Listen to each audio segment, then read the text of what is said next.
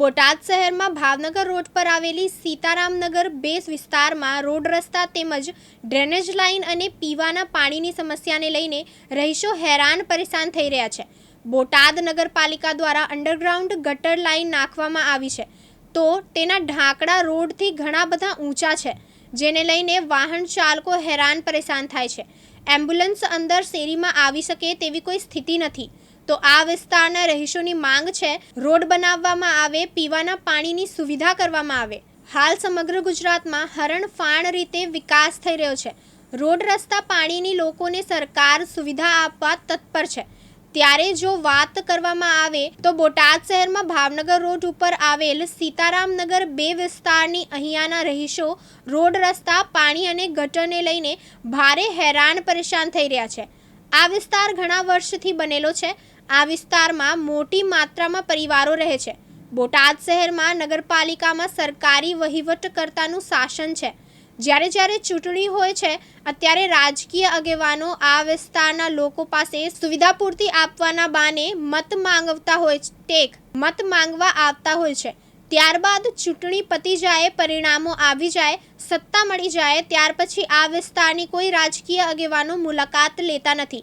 બોટાદ શહેરમાં આવેલ આ સીતારામનગર 2માં રોડ રસ્તાની કોઈ સુવિધા નથી। બિસ્માર હાલતમાં રસ્તા છે, ડ્રેનેજ લાઇન છે, પૂરતા પ્રમાણમાં પાણી આ વિસ્તારના લોકોને મળતું નથી। પાણી એ તો જીવન જરૂરિયાત વસ્તુ છે અને તંત્રે પાણી તો પૂરતા પ્રમાણમાં આપવું પડે, ફરજિયાત છે, પણ આ વિસ્તારના રહીશોને પૂરતા પ્રમાણમાં સ્થાનિક તંત્ર પાણી નથી આપતું। આ વિસ્તારમાં ગટરની સુવિધા તો થઈ, પણ ગટરના ઢાંકડા એટલા બધા રોડથી ઊંચા બનાવવામાં આવ્યા છે કે કોઈ 4 વ્હીલર ગાડી કે એમ્બ્યુલન્સ અંદર આવી શકે તેવી સ્થિતિ નથી। બોટાદમાં વર્ષો પહેલા નગરપાલિકા થઈ, બોટાદ જિલ્લા કક્ષાનું શહેર થયું, પણ આ સીતારામનગર 2ના રહીશોને કોઈ પાયાની સુવિધા નથી મળી, જેને લઈને આ વિસ્તારના લોકો હેરાન પરેશાન થઈ રહ્યા છે। ત્યારે આ વિસ્તારના લોકોની માંગણી છે કે પ્રાથમિક પાયાની સુવિધાઓ તંત્ર તાત્કાલિક કરી આપે, જેથી કરીને આ વિસ્તારના જે લોકો હેરાન પરેશાન થઈ રહ્યા છે તેનો ઉકેલ આવે। આપનો પરિચય? મારું નામ સોલંકી અભિષેક છે।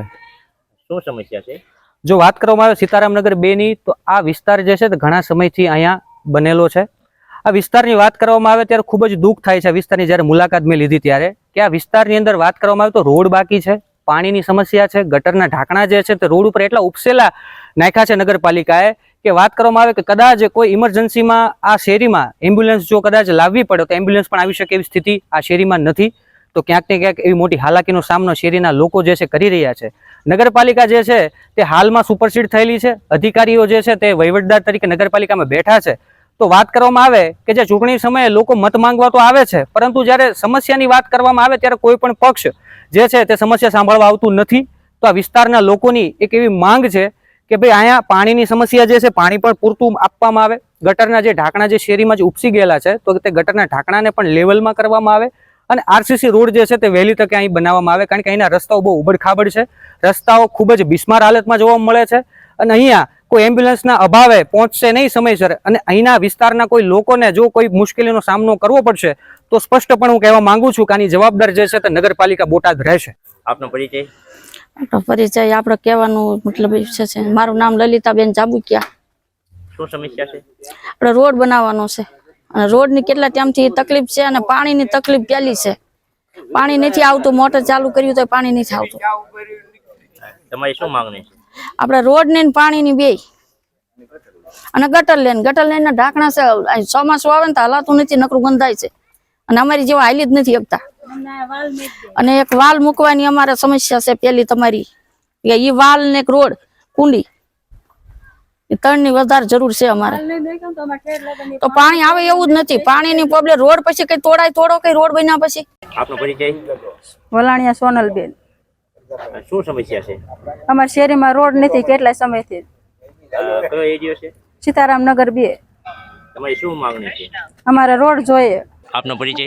ચાવડા ચંદ્રકાંતભાઈ અરજીભાઈ, સીતારામનગર 2, ભાવનગર રોડ, બોટાદ। શું સમસ્યા છે?